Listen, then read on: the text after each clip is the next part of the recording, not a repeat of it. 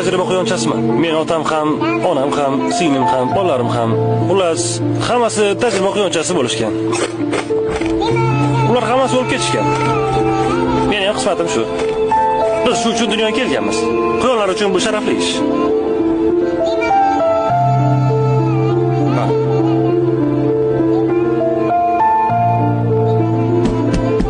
Haya. İşim boshlandi.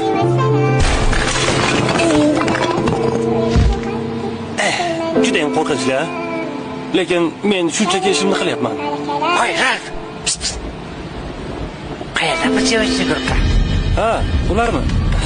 Ketimdan yurishibdi va qanaqadir hujjatli film olishdi. Ularni iltimos qil, bizni qutqarishsin. Qutqarsin, meni olib ketsin. Men sizlarni eshitdim. Okey. Menga qarang. Bu joyni kesib tashlab bo'ladi-ku.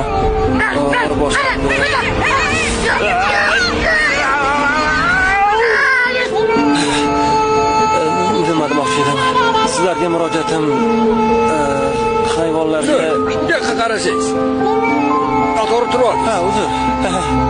Men to'g'ri turdimmi? Ha, bo'ladi. Xullas, nima demoqchi edim?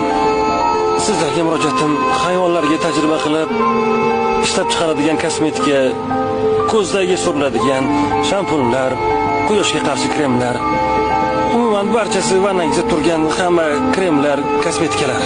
Sizlar bo'lmaganingizda men ochig'i ishsiz qolgan bo'lardim. Qayerdadir o'rmonda. Oddiy quyondek.